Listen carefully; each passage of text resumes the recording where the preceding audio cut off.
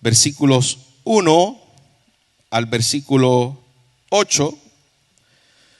Cuando lo tenga me dice un amén y lo leemos todos juntos, que lee de la siguiente manera: exhorto ante todo que se hagan rogativas, oraciones, peticiones y acciones de gracias por todos los hombres, por los reyes y por todos los que están en eminencia, para que vivamos quieta y reposadamente en toda piedad y honestidad. Porque esto es bueno y agradable delante de Dios, nuestro Salvador, el cual quiere que todos los hombres sean salvos y vengan al conocimiento de la verdad. Porque hay un solo Dios y un solo mediador entre Dios y los hombres, Jesucristo, hombre, el cual se dio a sí mismo en rescate por todos, de los cuales se dio testimonio a su debido tiempo. Y para esto yo fui constituido predicador y apóstol, digo en verdad, en Cristo y no miento, y maestro de los gentiles en fe y verdad. Quiero pues que los hombres oren en todo lugar, levantando manos santas, sin ira ni contienda. Padre, te damos gracias una vez más por el gran privilegio que tú nos das de escuchar tu voz a través de tu palabra. Cuando leemos tu palabra, Señor, eres tú hablando a nuestras vidas. Y podemos, Señor, leerla, y te rogamos que al leerla podamos entenderla y podamos aplicarla. Abre los ojos de nuestro entendimiento para que tu Espíritu Santo, que inspiró esta palabra, nos hable en el día de hoy y nos guíe a toda verdad y a toda justicia. Te lo pedimos, Señor, en Cristo Jesús. Amén. Amén. Puede sentarse, iglesia. Decía A.W. Tozer que la oración en la iglesia ha venido a ser la cenicienta de la iglesia. Es la que está echada a un lado, es la que se ha delegado, es la que se ha quitado, es la que no se le hace caso. Y eso es una gran realidad en el tiempo presente. Es lamentable que la oración ya no tenga prioridad en muchas iglesias. Incluso antes se tenía la costumbre de tener un día en la oración donde las iglesias se reúnen y oran. Eso en gran parte de las iglesias, incluyendo las iglesias bautistas, ya se han quitado. Ya no hay tiempo donde las iglesias se reúnen a orar. Ya no son concurridas las reuniones de oración. Hemos llenado de activismo nuestras reuniones cristianas y hemos perdido una prioridad que lo era para la iglesia primitiva y que lo era para la iglesia histórica y que lo era para Jesús y que lo era para los apóstoles y que lo sigue siendo para la iglesia en el tiempo presente. La oración ha sido delegada, la oración ha sido quitada. Ya no oramos, no creemos autosuficientes, las iglesias no se reúnen a orar.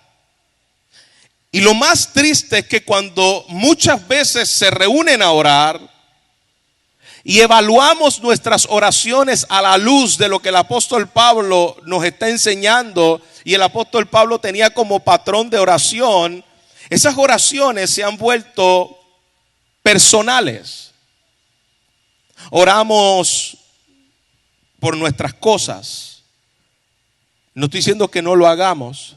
Estoy diciendo que en comparativa con lo que el apóstol Pablo oraba y cuáles eran las oraciones de las iglesias son muy diferentes a lo que aún las pocas iglesias que oran, cuando oran, lo hacen en base a: Señor, ayúdame con el callo, ayúdame con el pajarito, ayúdame con el perro, ayúdame con mío, ayúdame con yo, ayúdame con mí, ayúdame con yo, ayúdame con mí, ayúdame con yo y yo.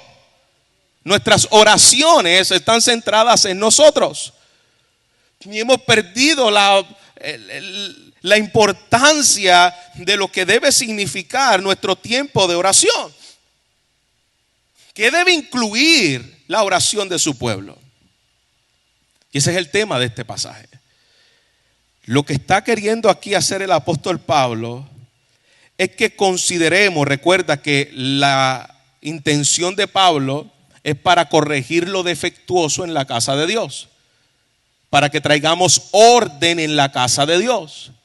Así que lo que Pablo está haciendo y ha venido haciendo desde el capítulo 1, vimos que él puso en un lugar alto el evangelio. Le dijo: cuidado de que contaminen el evangelio, cuidado de que tomen el evangelio y lo diluyan, cuidado con eso. Protejan el evangelio, afírmense en el evangelio. Ahora en el capítulo 2, él toma algo que es de importancia en el culto público en la casa de Dios. Y él comienza a hablar acerca de la oración. Porque estos mismos hombres falsos que hablan en el capítulo 1 habían introducido una falsa enseñanza. Recuerde que los hombres falsos en el capítulo 1 están divididos por dos tipos de personas. Están los judíos que torcían la ley pensando que la salvación era solamente para el judío. Y estaban los gnósticos que pensaban que la salvación era para ciertos tipos de personas iluminadas, que es lo que traían ciertos cuentos y ciertas filosofías totalmente lejos de la Biblia. Esos son los dos grupos de falsos maestros que están introducidos en la iglesia de Éfeso. Y Pablo, trayendo orden a la iglesia, él les dice: oren, pero cuando oren, no se vuelvan elitistas. Cuando oren, no oren ciertamente por un grupito de personas. Cuando oren, no se centren en sus panas judíos, en los cuales entienden que simplemente vienen la descendencia del Mesías. No, su oración no tiene que ser un grupo de personas en particular, sino que cuando oren, oren con la perspectiva del reino de Dios y el evangelio. El evangelio que les enseñé en el capítulo 1, que debe ser la prioridad como una columna y sostén de esta verdad que estamos proclamando. Cuando ustedes estén orando, oren no de manera egoísta, sino oren por la salvación de todos los hombres. No oren simplemente por la salvación de ustedes y de sus familiares cercanos, o de los puertorriqueños, o de los guayamés. No sé si lo dijo bien, iba a decir guayamense, pero no, guayamés. Oren por todos. El evangelio que salvó a Pablo es el mismo que tiene el poder para salvar a cualquier persona. Así que no sean egoístas pensando en sus propios beneficios, sino que oren intencionalmente por la salvación de los pecadores que están sin Cristo. Porque precisamente ese era el problema que estaba pasando en Éfeso. Estaban equivocados porque pensaban que debían orar simplemente por los judíos y los gentiles que se los lleve el diablo. Oremos por este grupito nada más. Y Pablo está diciendo: no. Los cristianos deben orar por todo tipo de personas. Deben orar por los judíos. Deben orar por las autoridades. Deben orar por sus enemigos. Deben orar no importando la cultura, la raza, no importando de dónde venga, quién sea. Ustedes deben orar. Y ese es el punto que Pablo quiere tocar en este capítulo. Por lo menos en los primeros 8 versículos de traer orden en la iglesia. Lo primero que tenemos que tener en orden es el evangelio. Y lo segundo que tenemos que tener en orden es una iglesia que ore. Así que vamos a dividir esto en 6 puntos en el día de hoy. Número 1. La importancia de la oración, el carácter de la oración, el alcance de la oración. la razón de la oración, el llamado de la oración y la actitud de la oración. Vamos a ver primeramente la importancia de la oración. Mira cómo comienza diciendo este versículo. Ante todo. Esto es prioridad. Exhorto ante todo que oren. Escuchó, amada iglesia, el apóstol Pablo nos está diciendo, inspirado por el Espíritu Santo, yo les exhorto ante todo que ustedes sean hombres y mujeres de oración. Oren. Si vamos a guardar el evangelio, tenemos que empezar con una iglesia que ore. La iglesia que está en la misión de salvar vidas tiene que ser una iglesia que ora. La iglesia que quiere ver cambios profundos en su familia, en su iglesia, en su ciudad, en su país, tiene que ser una iglesia que ore. Y les exhorto ante todo que oren. Ay, pastor, pero es que Dios es soberano y Dios como quiera va a hacer todas las cosas que Él ha determinado. Sí, pero el mismo Dios soberano que ha predeterminado cada detalle de la historia es el mismo Dios que ha predeterminado la manera en que los va a llevar a cabo. Y Él ha determinado que la forma en que Él va a llevar a cabo su propósito en la tierra es a través de una iglesia que ora. ¿Por qué Dios lo quiere ser así? Porque Él así le ha placido. Dios lleva a su pueblo en oración cuando Él quiere hacer algo. ¿Cómo lo entiendo en mi mente finita? No lo sé. De la misma forma que yo no puedo entender cómo el Dios soberano le ha placido salvar a aquellos desde antes de la fundación del mundo que son sus ovejas, pero a la misma vez el hombre tiene toda responsabilidad delante de Dios. Son doctrinas paralelas. Lo mismo ocurre. Dios soberanamente tiene el control de todo, pero cuando Dios va a hacer algo en medio de la iglesia, Él impulsa a su iglesia a orar. Ante todo, oren. Queremos ver cambios en medio de nuestra ciudad. Tenemos que orar, iglesia. Pastor, el mundo está perdido, cada vez está más patas arriba, lejos de la Biblia. Oremos. Queremos ver nuevas personas, queremos ver que gente llegue aquí, queremos ver conversiones. Tenemos que orar. Oremos. Queremos ver a Dios operar en medio de su pueblo y ver cambios y transformación de aquellos que iban camino al infierno, ser salvos. Entonces, oremos. Oremos. Y no simplemente una oración a solas que debemos tener. Pablo está hablando de traer orden en el culto público de oración de la iglesia. Pablo está trayendo orden a la iglesia local y cómo deben manejarse en la casa de Dios, en su iglesia. La iglesia local tiene que orar. Nosotros nos reunimos los días miércoles para orar. Sacamos grupos, hacemos diferentes dinámicas para conocer qué está pasando, interceder por las misiones, interceder por las plantaciones, interceder por el gobierno, interceder y orar y clamar al Señor. Queremos ver cambios profundos en nuestra iglesia y en nuestro país. Tenemos que orar. Es fundamental la oración. Y si usted se ha conformado simplemente con llegar un día de la semana y no quiere orar, si tú quieres crecer a la imagen del Señor cada día en madurez y en profundidad espiritual, tienes que orar con tu iglesia local. Ante todo, dice el apóstol Pablo, oren como iglesia. Oren.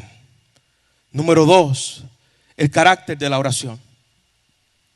Exhorto ante todo que se hagan. Mira cómo está acompañada esta oración.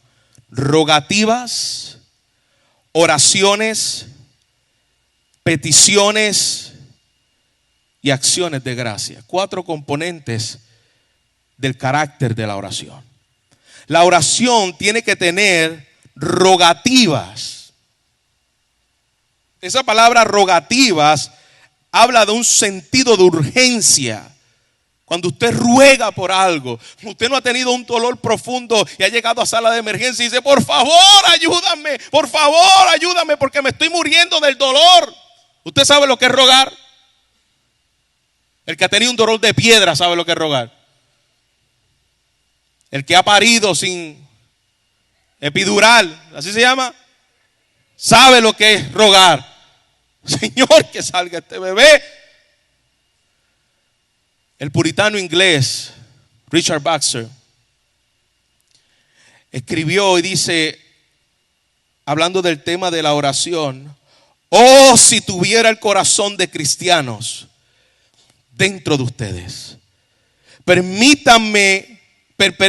permitirían que les hiciera sentido, anhelo por sus pobres vecinos, ignorantes e impíos. Solo hay un paso entre ellos y la muerte y el infierno. Centenares de enfermedades que están esperando para apropiarse de ellos. Y si mueren no regenerados, estarán perdidos para siempre. Viven ustedes cerca de ellos, se encuentran con ellos en las calles, trabajan con ellos, viajan con ellos, se sientan a conversar con ellos y no les dice nada de su alma, de la vida venidera. Si la casa de uno de ellos estuviese ardiendo, ustedes correrían y los ayudarían. ¿Y no los ayudarán cuando el alma de ellos está casi en el fuego del infierno? ¿Cuán apáticos somos a los no creyentes? ¿Cuán apáticos somos a los que no nos acostumbramos a un cristianismo de simplemente, que es importante, nos reunimos, venimos a la iglesia y nuestra vida cristiana afuera no le compartimos a nadie? Tenemos a nuestros vecinos, no le hablamos. Tenemos a nuestros compañeros de trabajo, no le hablamos el evangelio. La oración que trae ruego es una oración que puede ver la importancia, lo urgente de nosotros poder orar por la salvación de personas que van camino al infierno. Nuestra oración no puede ser fría, no podemos orar de manera fría. Tiene que ver ruego. Ruego no habla de frialdad. Ruego no habla de frialdad. Cuando usted ruega, usted no dice, ay, qué dolorcito. No. El ruego sale de su corazón. El ruego sale de sus entrañas. Y mira cómo Pablo comienza hablando de la oración por aquellos que queremos que sean salvos. Ustedes deben rogar por ellos. Y no rogar en el sentido de un rosario que lo saque de pera y lo lleve a descansar. Es rogar al Dios que lo saque de la muerte a la vida. Sálvalo, Señor. Tú tienes el poder. Tú tienes la autoridad de traer vida de entre los muertos, que luz alumbre en medio de las tinieblas y tú le salves, Señor. Sálvalo de la miseria en la cual se encuentra. Sálvalo, Señor, de la ruina en la cual se encuentra, donde la ira tuya está sobre él. Y clamamos, oh Dios, que el poder de tu gracia pueda salvarlos. Es un ruego, oración, súplica. Donde tú continúas, la palabra peticiones está queriendo decir de interceder por otros. Tú oras por otro, intercedes por otro, clama a Dios por otros para que Dios les salve. Y hay un elemento importante en esta oración y es las acciones de gracia. Ese es el cuarto elemento en la oración por aquellos que no son salvos. Oremos con un espíritu de acción de gracias. Señor, gracias porque tú tienes el poder y el dominio para cambiarlo y tú estás en control. Estamos agradecidos contigo. Oramos con ruego sabiendo que depende de ti, pero te damos gracias porque tú estás en control.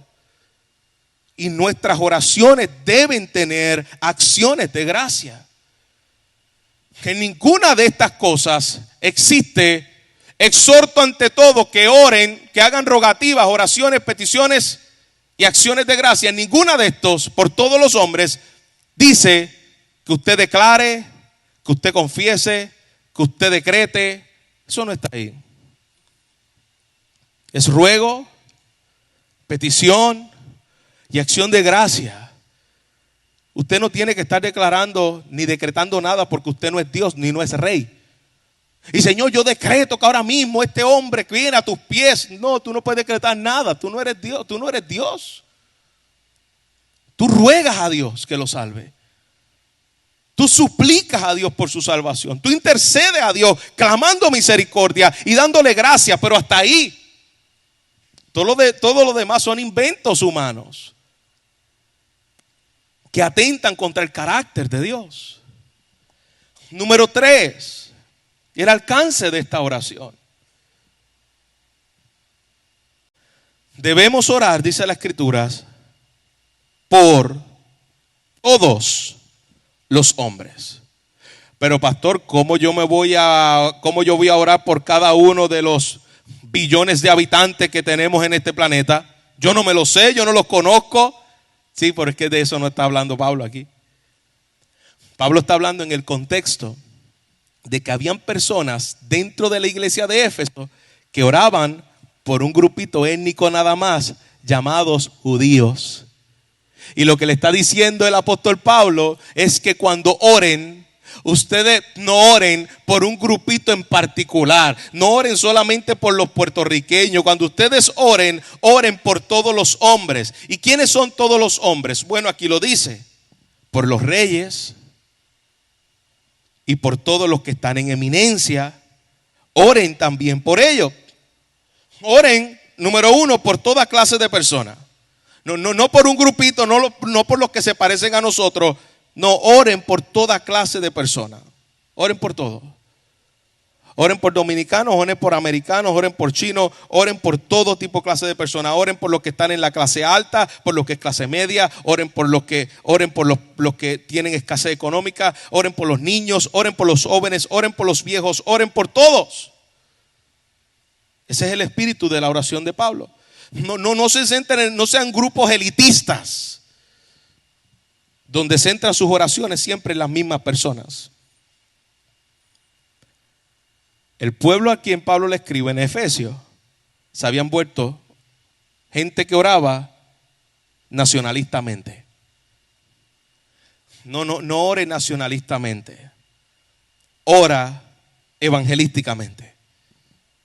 No categorices a las personas y te quedes orando por ese tipo de personas nada más. No, debes orar por todos. Que haya diversidad en nuestras oraciones. Debemos orar por los líderes que ocupan altos cargos. Es lo que dice el apóstol Pablo. Oren por los que están en eminencia dentro de todas las categorías. Ora por los gobernantes, ora por los representantes, ora por los senadores, ora por los que están en autoridad en las iglesias, ora por los que están en autoridad en el ejército, ora por todos los gobernantes. ¿Y quién lo dice? Pablo. ¿Y quién era el gobernante para el tiempo de Pablo? Nerón. Peor gobernante no podía tener. Más hostil no podía ser con los creyentes. Más brutal y asesino no podía ser ese hombre. Olvídese de los gobernadores que hemos tenido aquí. Ninguno se compara con Nerón. Y Pablo dice: oren por ellos. Oren por los que están en eminencia. Oren por los líderes paganos. Oren por los que están reinando. Oren por aquellos que están bajo el sufrimiento de la opresión. Oren por el líderes que no están de acuerdo. Oren por el gobernante que usted no aprueba ni que usted votó, porque esta es la voluntad de Dios. No oremos simplemente por el que yo entiendo que Dios lo tiene que poner ahí, como hicieron en las campañas eleccionarias hace varios años atrás. Que varios hombres decían: este es el hombre en los Estados Unidos, que Dios lo ha llamado, y le profetizaron y le dijeron. Y Dios en su soberanía, para dejarlos quedar a todos en vergüenza, perdió. Pero debemos orar por todos. Por rojos, azules, por verdes, anaranjados. Por blancos y negros y amarillos. La iglesia de Efesios tenía que entender que su oración no podía ser elitista.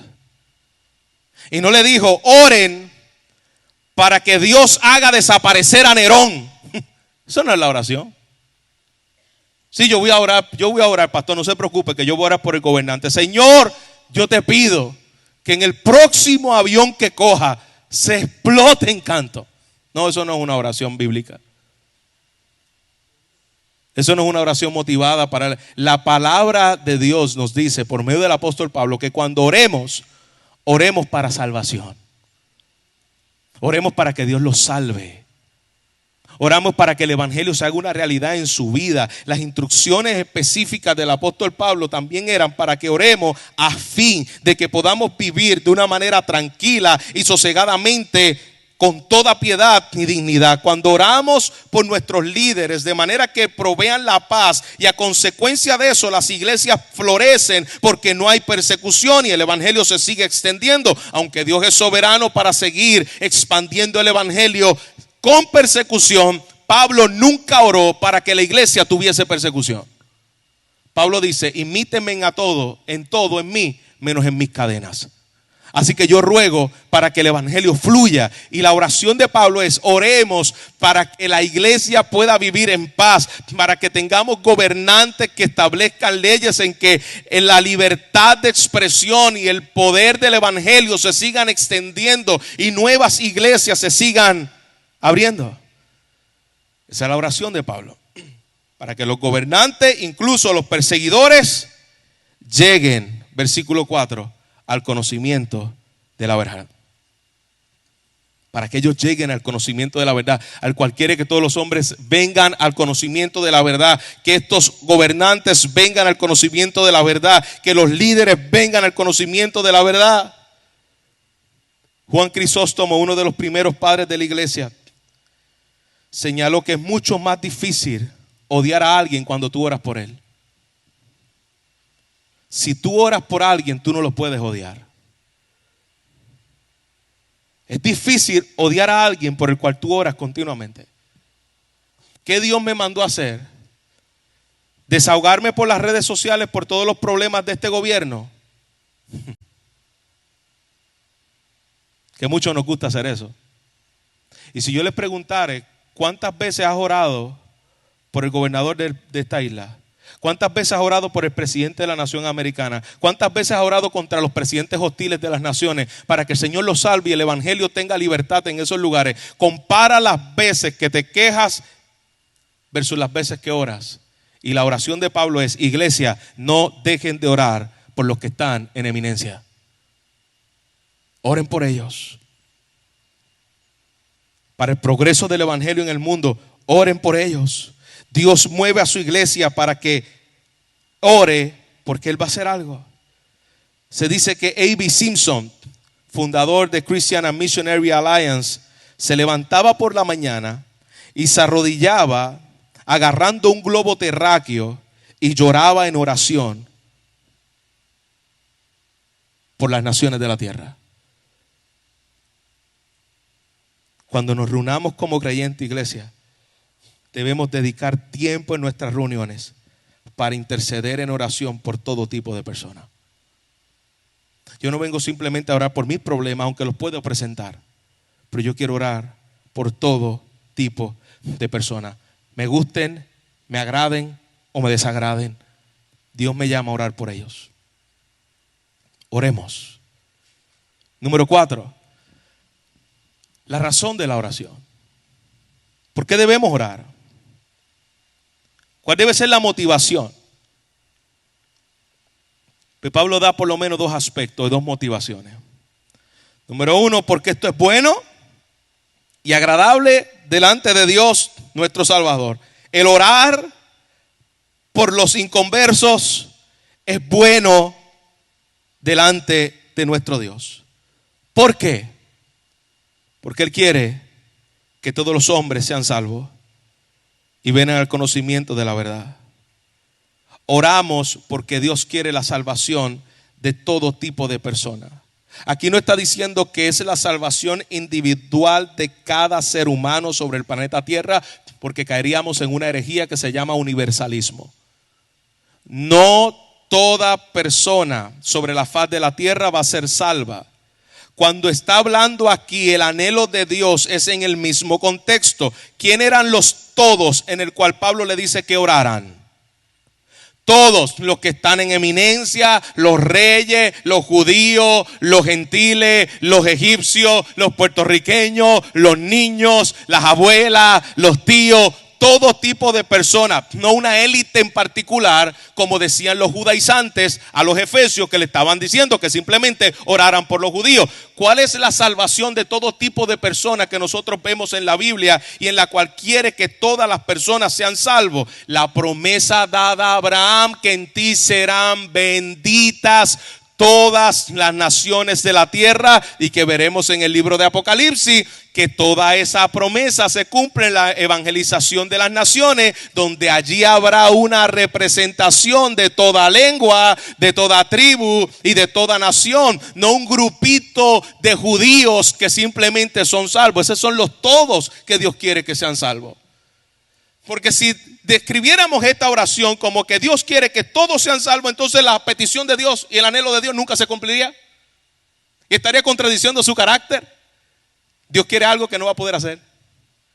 Sacando el contexto, que el contexto de los todos son los mismos todos de oración. Todo tipo de personas, porque ese era el problema que había en la iglesia de Éfeso. Y él les dice, hay un solo mediador entre Dios y los hombres. Y ese único mediador entre Dios y los hombres es Jesucristo hombre. El Dios eterno en la segunda persona de la Trinidad. Jesús se hizo hombre y viene al vientre de María, crece como hombre siendo Dios, y a los 30 años inaugura su ministerio y se da a conocer como el Mesías que habían prometido los profetas. Es el único medio en el cual un hombre se puede salvar. Hay un solo mediador. Un ángel no podía morir por ti. Un ángel no podía morir en la cruz recibiendo la ira de Dios por ti, porque hay un solo mediador. No podía ser un ángel porque tenía que ser Dios eterno. Tú tenías una deuda eterna y el pago que se tenía que dar era un pago eterno. No puede interceder por ti ángeles sin pecado. No puede interceder por ti hombres que han pecado, mucho menos. Hay un solo mediador entre Dios y los hombres. No puede morir por ti, ni salvarte, ni un santo, ni María, ni los ángeles. Nadie te puede salvar y ser mediador entre Dios y tú que no sea Jesucristo. Hay un solo mediador. El único que tomó el lugar de los hombres, viviendo la vida perfecta que los hombres no podían vivir, muriendo bajo el castigo que los hombres merecían morir, recibiendo el castigo de mi paz para con Dios, resucitando al tercer día, ascendiendo a los cielos, intercediendo por ti y por mí. Ese es el único mediador. Un solo mediador entre Dios y los hombres, Jesucristo hombre. Todo lo demás es mentira. No, lo que pasa es que hay un solo mediador entre Dios y los hombres, pero hay un mediador entre los hombres y Jesús. Y esa es María, la intercesora. ¿De cuándo acá? ¿De cuándo acá la Biblia dice, hay un solo mediador entre Dios y los hombres, pero hay un solo mediador entre los hombres y Jesús? Díselo a la mamá para que la mamá se lo diga al hijo. No, hermanos. El concepto de mediador lo vemos en el libro de Job. No hay entre nosotros árbitro que ponga su mano sobre nosotros dos, sobre el hombre y Dios. Job capítulo 9 versículo 33. Cristo es el único mediador que todos deben venir, y quien puso su mano entre Dios y el hombre, no solamente puso su mano, puso su vida en intercesión entre Dios y los hombres, siendo Dios. Nos acercamos a Dios a través de la intercesión de Jesús. Hoy se ha puesto de moda la intercesión de los ángeles.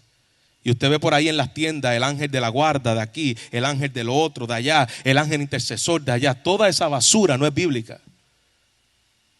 No existen ángeles de la guarda que te da dulce compañía y que te ampara ni de noche ni de día. Eso no es bíblico. Hay un solo mediador y no son ángeles. Hay un solo mediador y se llama Jesús. No hay nadie más quien te puede acercar al trono de la gracia de Dios es a través de Él. Vienes por otro medio, Dios no lo acepta y seguirá bajo condenación. Bota a los ángeles que tienes en tu casa, si los tienes. Y bota todos aquellos ídolos que puedan tener el lugar que le corresponde solamente a Jesús. No existe otro mediador. Nadie puede representarme ante Dios.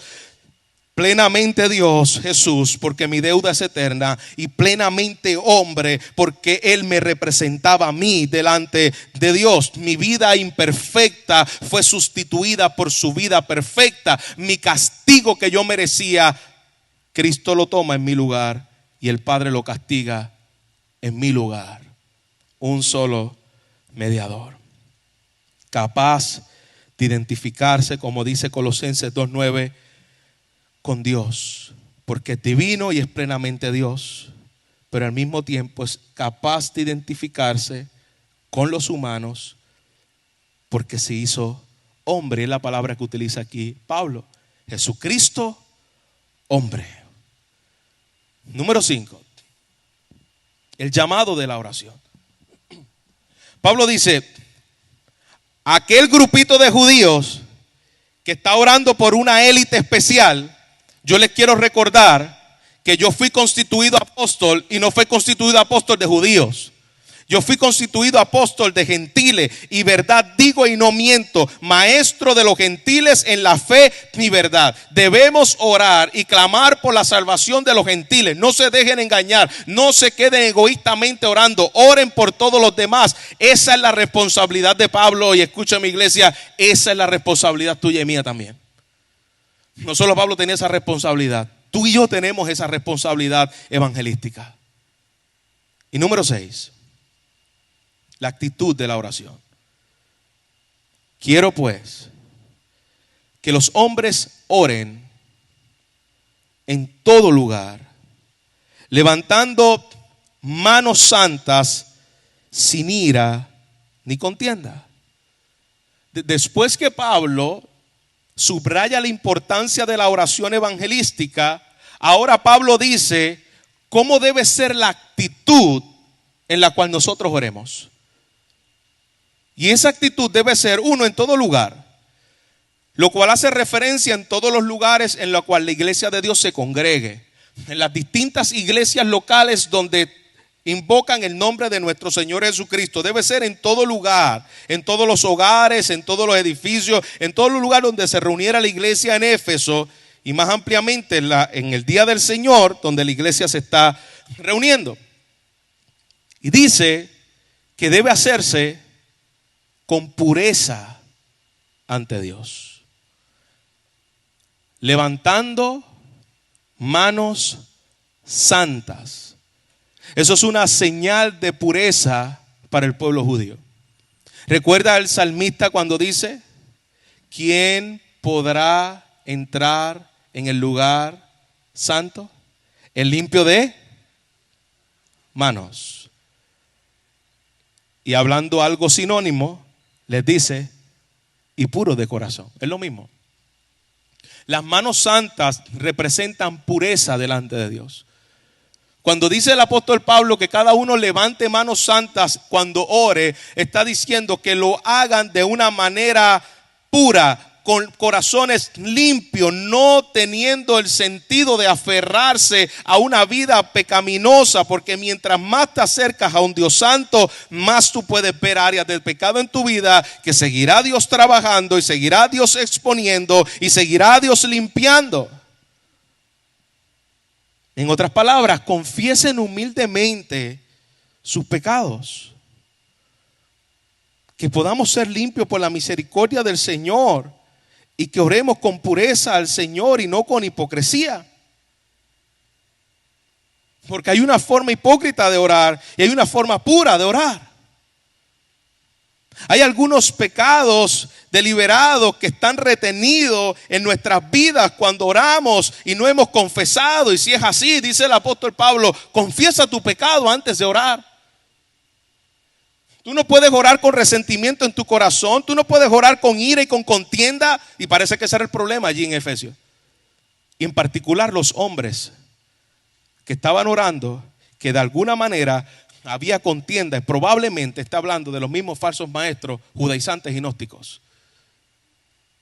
Cuidado que cuando ores tengas esta actitud con un corazón resentido, con un corazón egoísta, con un corazón lleno de discusión.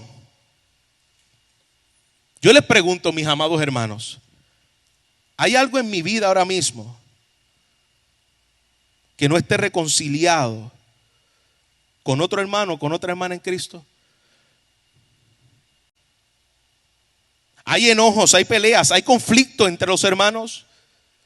Si es así, hágalo bien.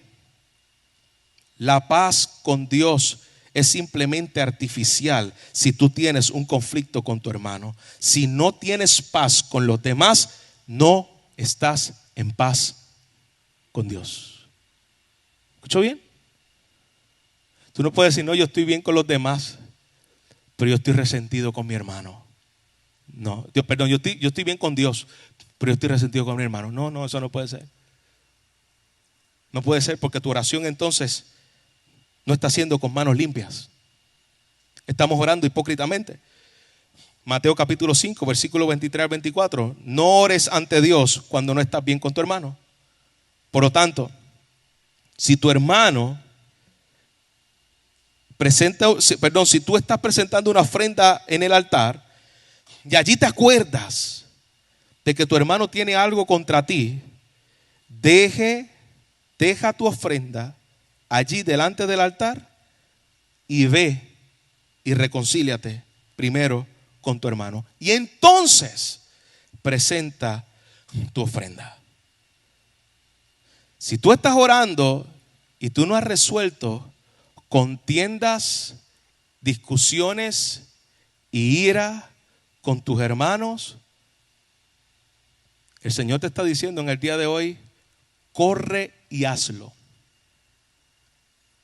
Porque de otra manera, lo que estás haciendo delante de mí no es con un corazón puro. Estás actuando hipócritamente. Tenemos la tendencia, hermanos, a apresurarnos en la adoración corporativa sin evaluar nuestras vidas y confesar honestamente nuestros pecados y nuestros problemas los unos con los otros. Una actitud correcta de corazón es crucialmente necesaria para la relación con Dios. Es necesaria. Si yo no resuelvo estos problemas, mi adoración con Dios va a ser estorbada.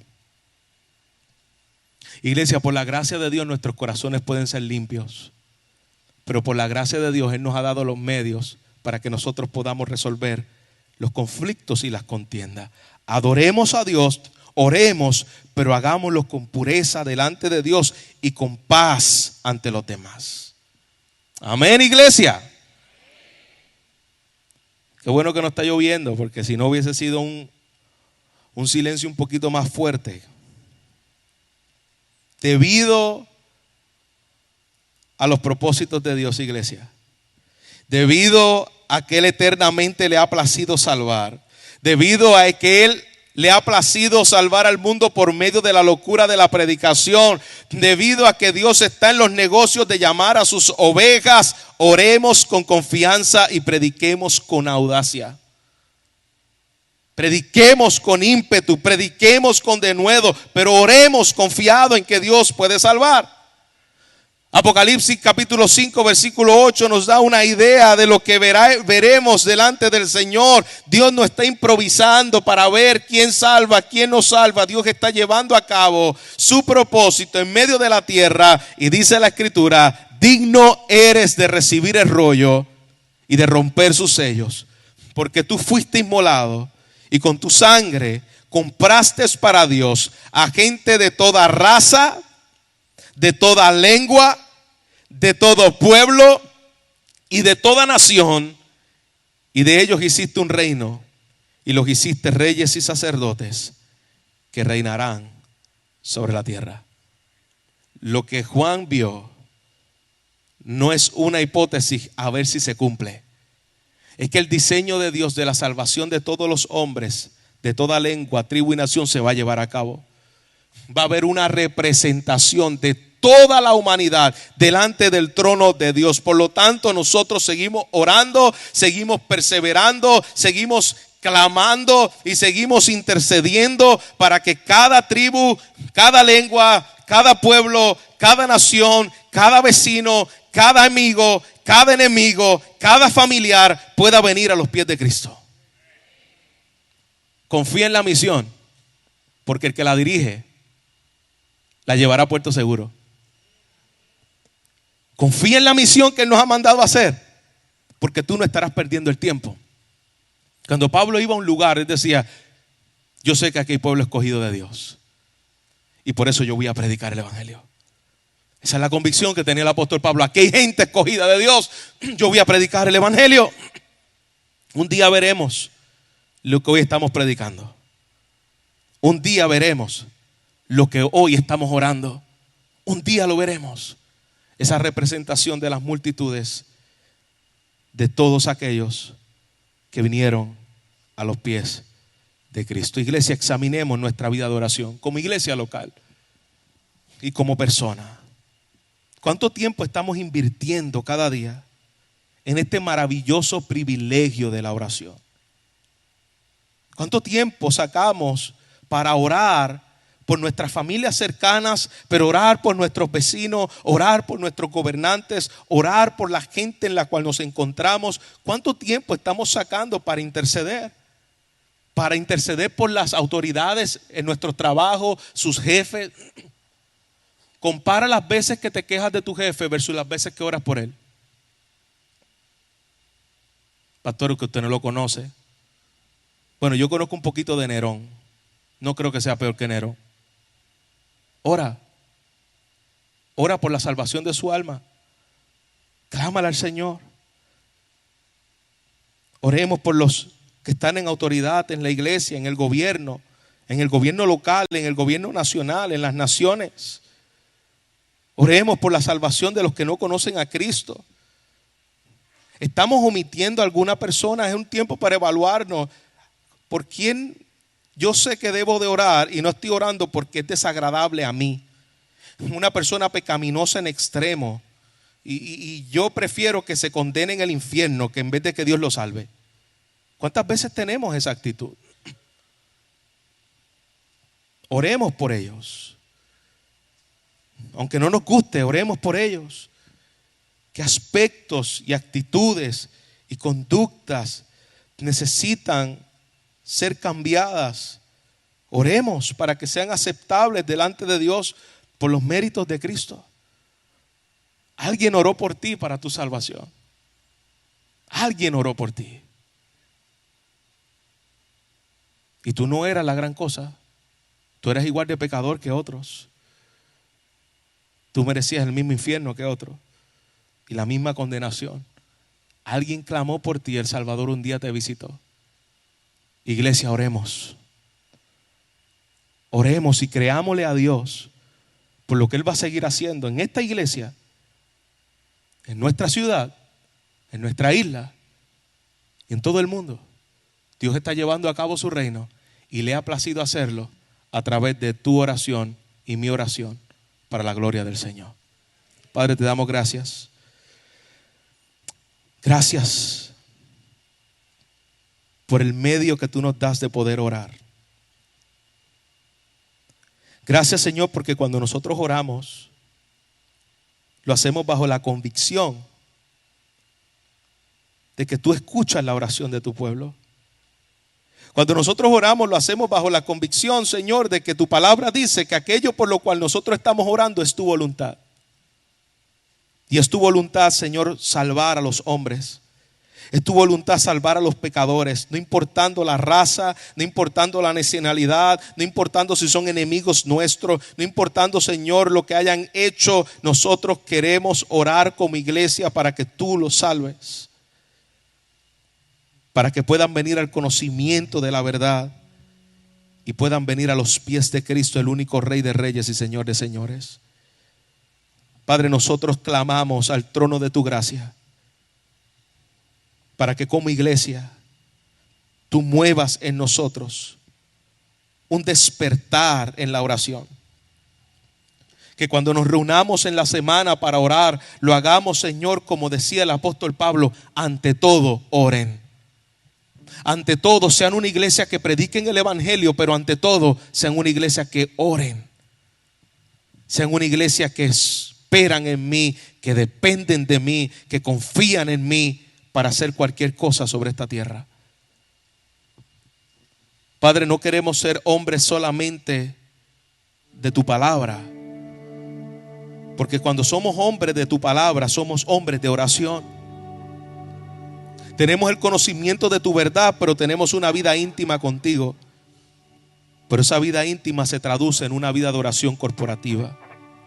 Tú le estás diciendo a la iglesia de Éfeso que mantuvieran un estándar alto de la oración. Y tú nos estás diciendo a nosotros en el día de hoy que clamemos a ti, que oremos, que confiemos en tu poder, que aunque parezca imposible la salvación de los hombres, lo que es imposible para los hombres es posible para ti, Señor. Que aunque parezca imposible la salvación de nuestros hijos, lo que es imposible para los hombres es posible para ti. Tú eres el que cambia el corazón de piedra por uno de carne. Tú eres el que destapas los oídos sordos. Tú eres el que da vista a los ojos ciegos. Tú eres el Dios que da vida a los muertos. Tú eres el que toma un valle de huesos secos y por tu palabra trae vida. Padre, nosotros confiamos en el Dios que por su palabra creó los cielos y la tierra. El Dios, Señor, que dijo sea la luz y fue la luz. El Dios que dijo sea en los animales y fueron los animales. El Dios que creó los océanos. El Dios que creó las lumbreras. Es el Dios que crea la salvación en el ser humano. Confiamos en tu poder, Señor. No lo que nuestros ojos físicos puedan ver, sino lo que confiamos en que tú puedes hacer. Te lo rogamos. No te lo exigimos porque tú eres nuestro Dios. Tú eres soberano. Tú eres el jefe. Tú eres el dueño. Tú eres el rey. Nosotros nos humillamos ante ti, Señor, y te rogamos que salves. Que salves. Sigue salvando, Señor. Sigue trayendo personas. Sigue obrando milagros de conversión, Señor. Sigue trayendo a aquellos, Señor, que están hoy bajo tu ira. Sigue, Señor. No simplemente trayéndolos, que salgamos a buscarlos. No mueva los corazones solamente de aquellos que están perdidos para que vengan a ti. Mueve los corazones de aquellos que ya han sido encontrados por ti para que salgan a predicar a los que están perdidos.